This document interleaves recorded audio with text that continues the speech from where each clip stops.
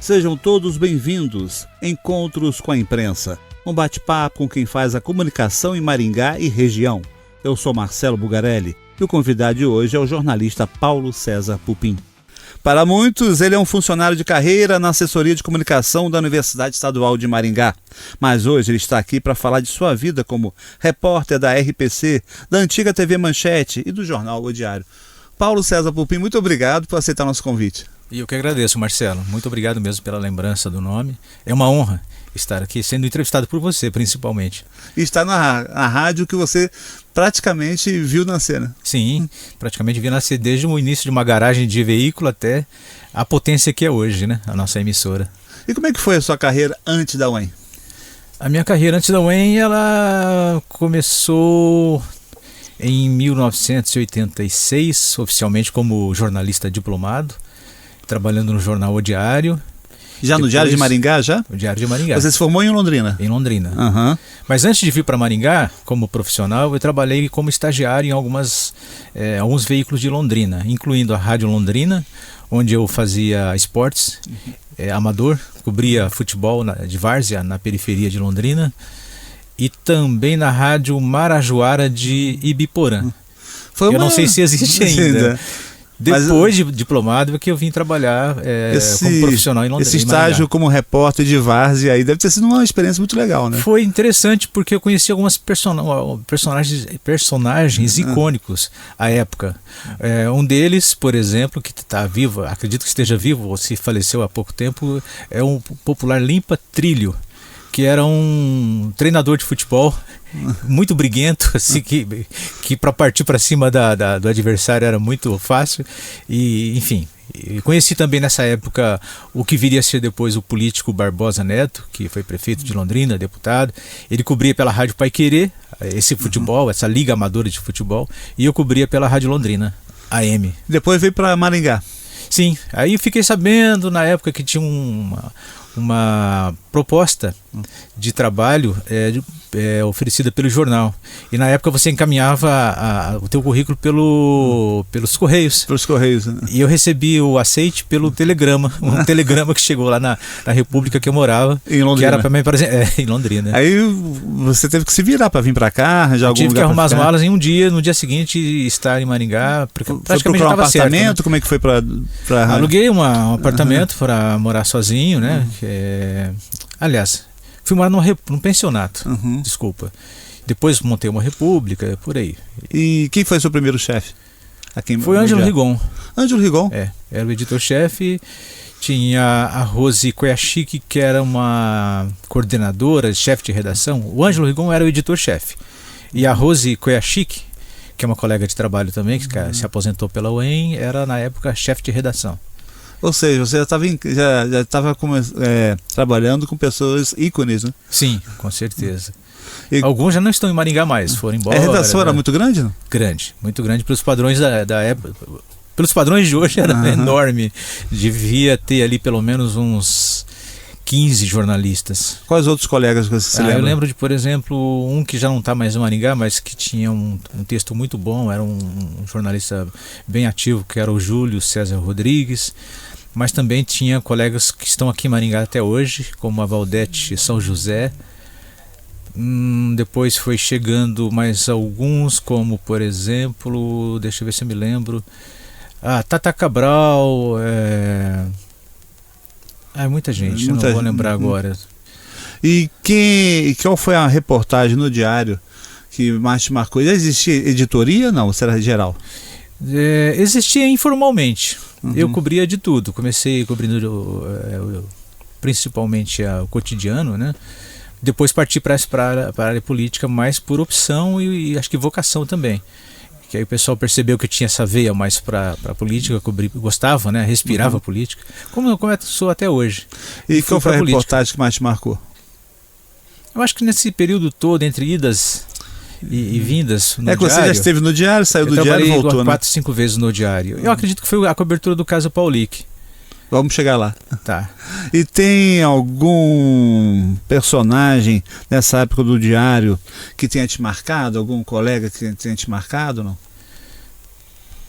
Vários. Cada um na sua área. Eu lembro muito que o Roberto Roberto Silva, por exemplo, um repórter policial que adorava o que fazia. Ele respirava, né? Ele não tinha hora para sair da redação, ele incorporava aquilo e a gente percebia o quanto ele gostava de trabalhar nessa área de cobertura policial. É o tipo de repórter que a gente só vê em filme hoje em dia, né? Sim, é verdade, verdade. O outro que eu esqueci o nome, agora lembrei, era o Beto Pardal. Não o Não Beto Pardal fotógrafo, Aham. era o outro Beto Pardal, que era um repórter também muito bom. Na época ele não tinha o diploma de jornalista, é aquele jornalista formado na redação mesmo, no dia a dia, mas era um personagem muito interessante, assim, não só como profissional, mas como pessoa também, uma figura humana icônica. Você teve passagens pela antiga TV Cultura, que hoje é RPC, né? Sim, foram cerca de 10 meses passando pela RPC. Qual a antiga, hoje é RPC, na época era TV Cultura. Você era repórter? Fui repórter durante uns 7 meses e 3 meses fui produtor.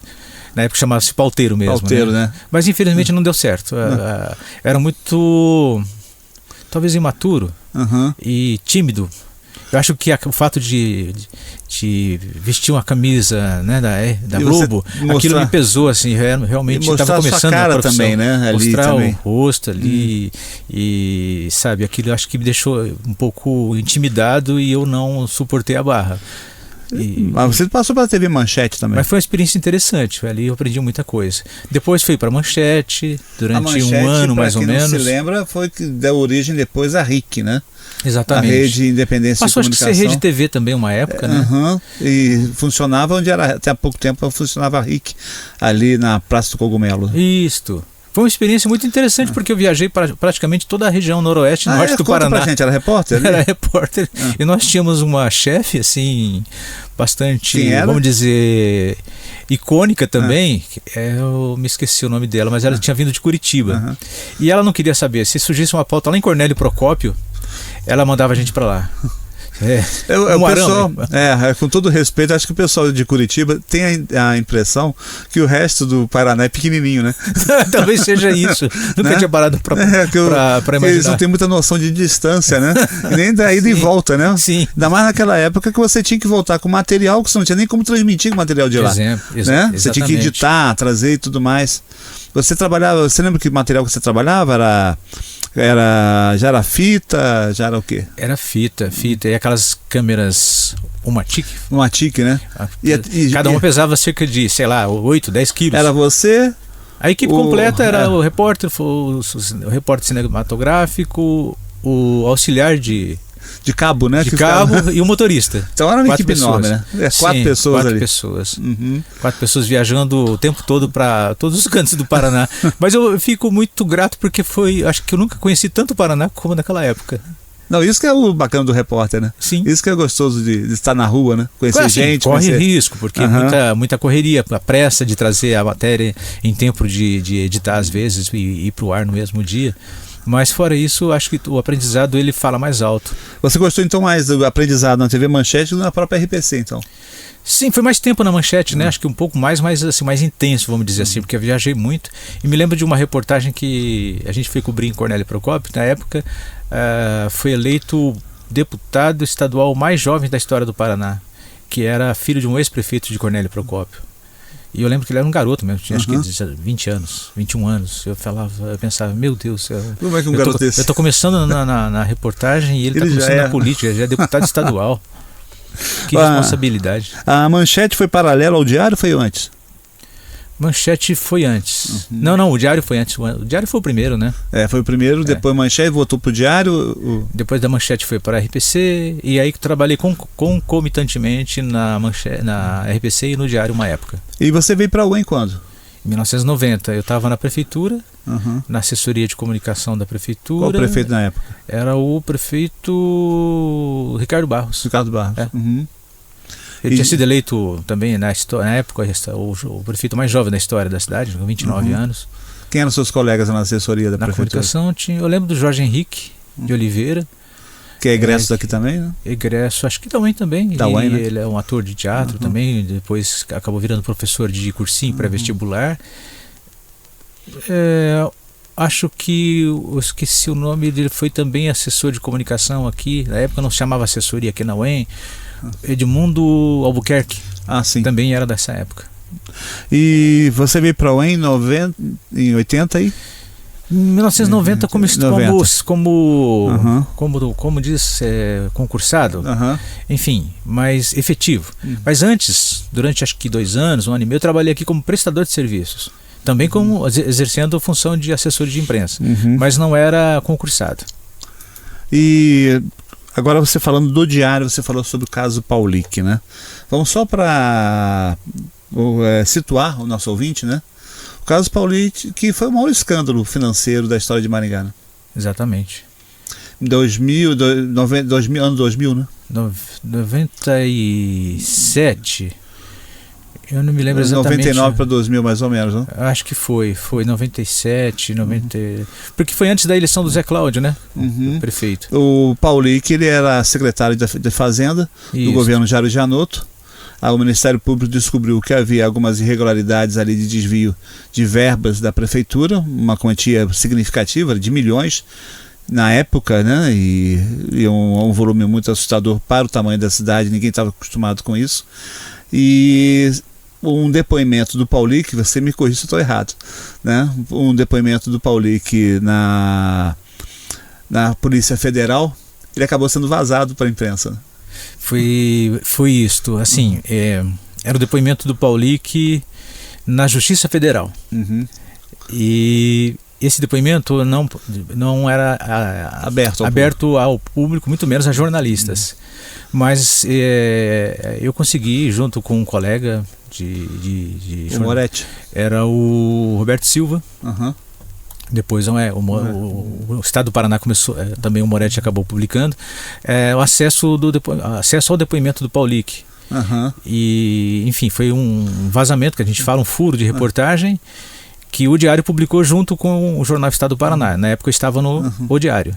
Mas isso me rendeu depois um pouco de dor de cabeça, porque o juiz que presidia a sessão, que interrogava o Paulic, ele entrou com um pedido de um inquérito contra eu e o próprio Moretti na Polícia Federal.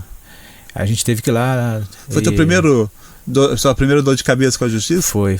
Mas felizmente não foi nada... O inquérito não foi adiante, porque ali no depoimento, o advogado que estava representando a gente, ele foi muito bom nos argumentos e acabou sendo arquivado ali mesmo, na primeira... Eu me lembro disso, que estava na época, o juiz ficou tão apavorado que antes de saber como é que tinha sido vazado, estavam procurando se tinha um microfone escondido dentro da sala, né? Estavam todos apavorados lá. E realmente foi um furo de reportagem, né? Deu muita dor de cabeça, mas foi bacana. Hoje, olhando para trás, algo que você pode se orgulhar de ter feito. Foi um furo legal, assim, no sentido de que o Paulic revelou ali o envolvimento de algumas figuras políticas que até então não tinham aparecido com tanta eloquência no caso. Um deles era o ex-prefeito Saíde Ferreira, que ele acusou o Saíde Ferreira também de ter participado dessa trama, tal, e dali em diante a coisa ficou mais ainda intensa, porque o Saíde quis responder numa coletiva, e eu tive nessa coletiva, o Saíde olhava torto para mim, assim, sabe, como quem quisesse esmagar pelo pescoço. Como se você fosse culpado por alguma coisa, né? Foi na casa dele, inclusive, na residência dele, a coletiva. Poxa, que lugar bom para vocês se reverem, né? Sim. Eu me lembro muito que transpirava, estava calor, ele era um homem alto, né? Transpirava muito, não sei se mais de raiva pela situação, mas enfim, foi exemplar nesse caso. Por essa revelação, né? Do envolvimento do Saíde. Eu me lembro que depois a própria justiça acabou liberando todos os depoimentos para a imprensa, porque não queria mais dor de cabeça nem com vocês também. Pupim, teve alguma matéria que realmente te emocionou? Que emocionou? Tem várias. Principalmente aquelas que envolviam ocorrências policiais, né? Um atropelamento, uma morte, um acidente com um ônibus com vários mortos. Enfim, eu lembro de uma reportagem de um rapaz que ele vinha de Sarandi todos os dias em Maringá para vender, para cuidar de carro, eu acho, que não era nem para vender algum alimento. E ele era cadeirante. Ele vinha naquela cadeira de roda e voltava todos os dias. Aquela reportagem me emocionou, porque ele era uma figura muito carismática, né? Um ser muito humilde, assim, que apesar das dificuldades de locomoção, tudo, ele era muito comunicativo e sorridente e esperançoso com a vida. Aquilo me fez pensar assim, quanto eu era ingrato às vezes com a vida que eu tinha, né? Nesses, são mais de 30 anos de carreira? 33? 35. 35 anos de carreira. 86 para 2025 dá conta, eu já perdi a conta. Tem algum jornalista que você trabalhou, que você, tipo, te ensinou muita coisa, que você é grato? Sim, teve, não que eu trabalhei fora da UEM. Teve um que eu trabalhei na UEM aqui, que um repórter muito experiente, uma pessoa já tinha passado, por exemplo, por uma revista Veja, na época áurea da Veja, né? Não, depois. Tipo o Márcio Varela, me ensinou muito, assim, aprendi muito com ele, com o Silvio Oricoli, um repórter premiado, que trabalhou muito tempo na Folha de Londrina, trabalhou com a gente aqui também. E também, não posso esquecer, o Newton Chagas Júnior, trabalhou aqui na ASC com a gente e trabalhou em jornais de Maringá, depois foi para a Gazeta Mercantil na época. A Gazeta tinha um caderno no Paraná. Um sujeito muito focado, que lia muito, né? E que dizia que repórter, jornalista tem que ler bastante. Não só sobre jornalismo, mas também sobre outros assuntos em geral. Assuntos, né? São 3 pessoas que eu me lembro assim, bastante, que me ensinaram, que eu tive ali uma fonte de aprendizado. Você está agora prestes a se aposentar aqui na UEM, né? Se aposentar da sua carreira, né? Isso, mas eu sei que calafrio. Mas você não envelhece, porque você tem projetos, né? Tenho um projeto de viajar. Brincadeira, mas assim, são planos familiares. A minha esposa, por exemplo, ela gosta muito de viajar e ela viaja com uma certa frequência porque ela tem um projeto social que ela, através dele, ela vai para vários estados do Brasil para entregar os vestidos que elas costuram para entregar, para distribuir para crianças e adolescentes carentes. Mas independente disso, ela está me intimando para que a gente, quando eu me aposentar, que a gente viaje bastante. E eu deixo um pouco essa preocupação com o jornalismo. Nem uma coluna um blog, social, né? não, uma coluna política. Eu já tive um blog, né?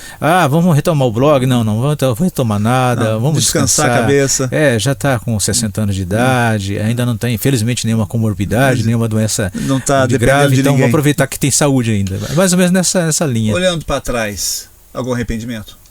Não, nenhum. Talvez assim o sentimento de impotência de não ter ajudado a mudar o mundo, que é aquilo que te impulsiona quando você está estudando jornalismo e que você começa na profissão, que você pode mudar muita coisa. Na verdade, você pode mudar pouca coisa. Ajuda bastante. Se você for um jornalista crítico e tem uma visão, um senso crítico, uma visão social, onde você escreve, onde você tenta informar ao máximo o ouvinte, mas que você também leva ele a refletir e talvez até formar opinião sobre aquilo que ele não tinha até então.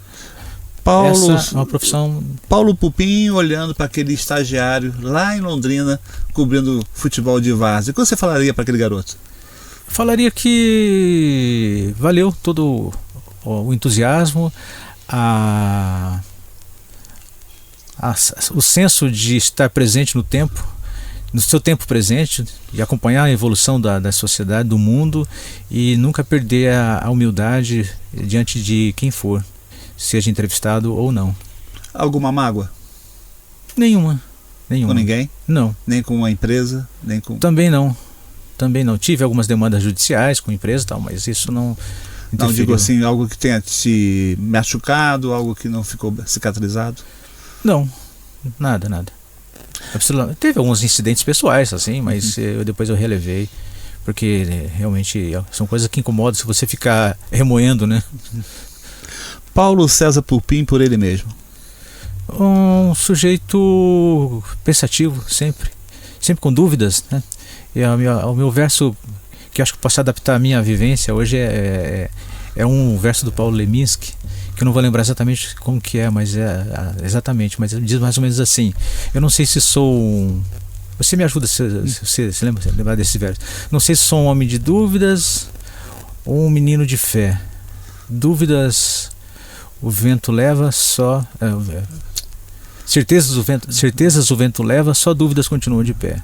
Ou seja, sou um homem de dúvidas o tempo todo. Acho que vou morrer assim, mas ao mesmo tempo uma pessoa feliz, porque eu gosto de me relacionar com outras pessoas, enfim, Eu gosto de viver. A viver é muito bom, apesar das dificuldades de se viver num país como esse nosso, tão desigual, né?